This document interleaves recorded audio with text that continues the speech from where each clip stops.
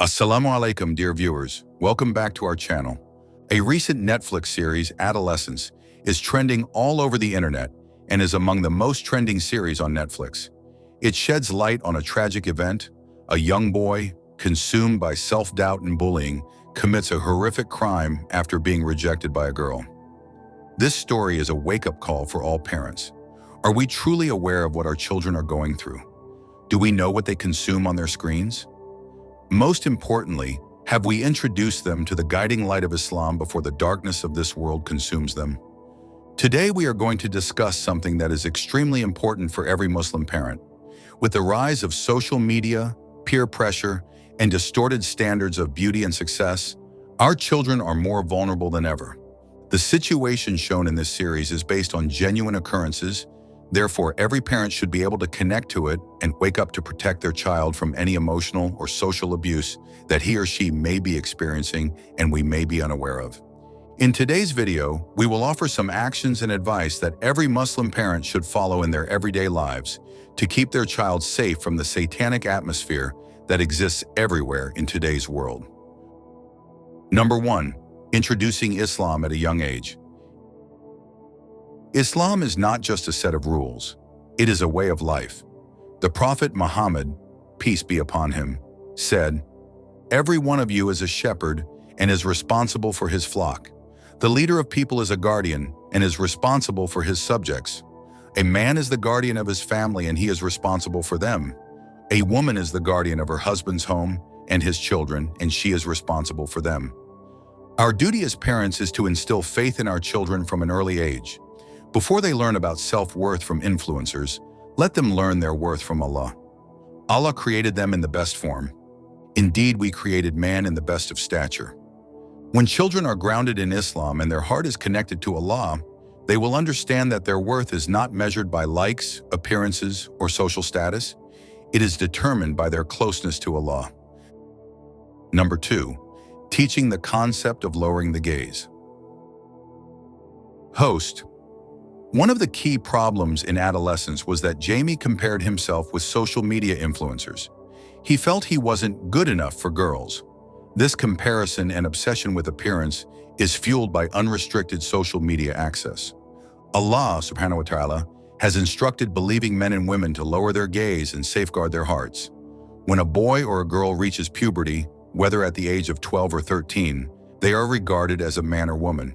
Consequently, all commands of Allah that pertain to believing men and women will be applicable to those 12 or 13-year-olds who have reached puberty.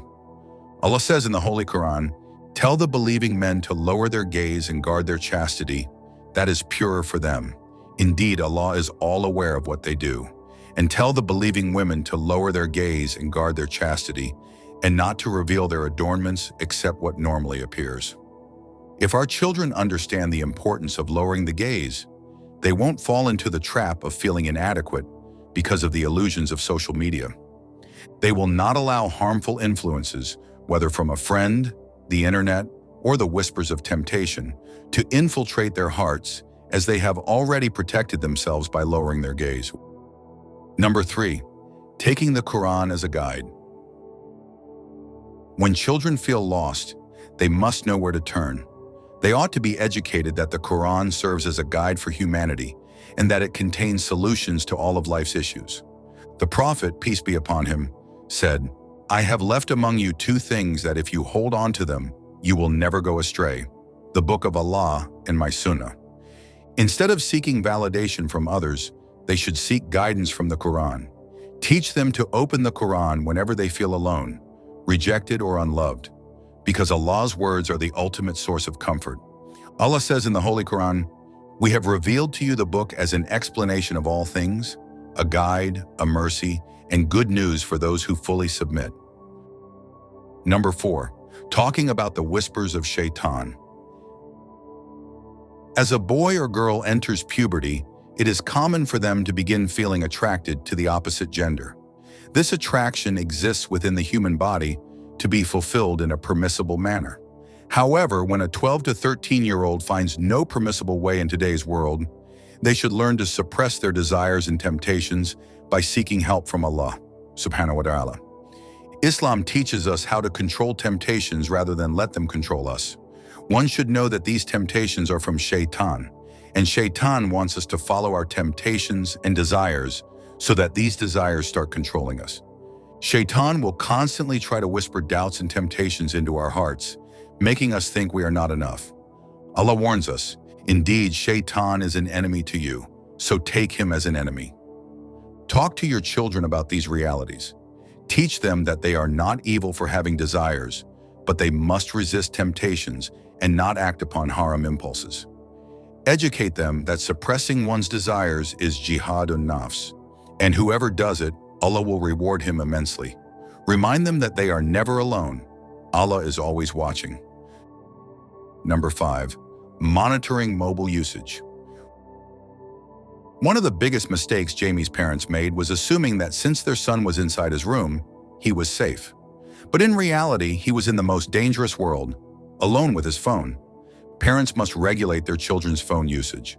No personal phones at a young age, and if they have one, strict monitoring is necessary. We must know what our children watch, who they talk to, and what influences them. The internet can be a great source of knowledge, but it is also a doorway to destruction. Save your child from online abuse and cyberbullying.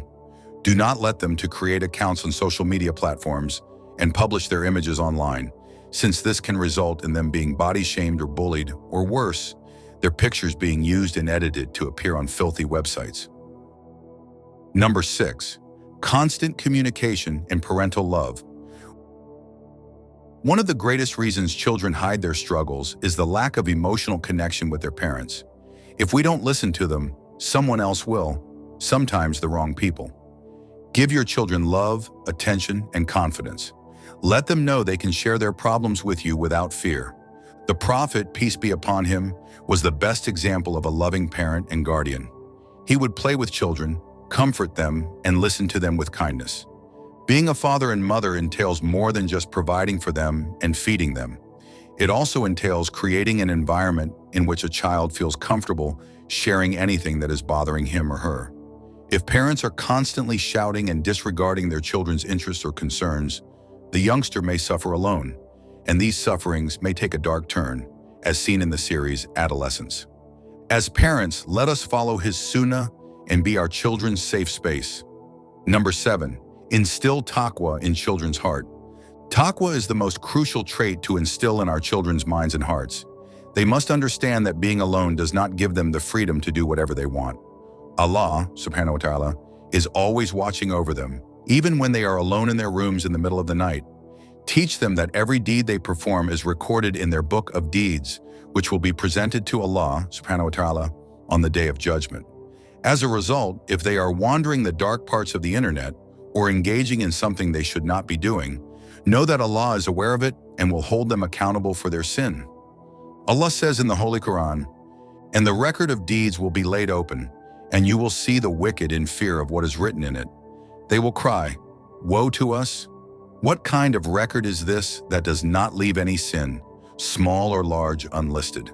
They will find whatever they did present before them, and your Lord will never wrong anyone." My dear brothers and sisters, raising children in today's world is challenging, but if we follow the guidance of Islam, we can protect them from harm. Teach them to lower their gaze, take the Quran as their guide, resist the whispers of Shaytan, and know that Allah is always watching over them. May Allah protect our children and keep them steadfast on the right path. Ameen. Jazakumullahu khairan for watching. If you found this beneficial, don't forget to like, share, and subscribe for more Islamic content. Assalamu alaikum wa rahmatullahi wa barakatuhu.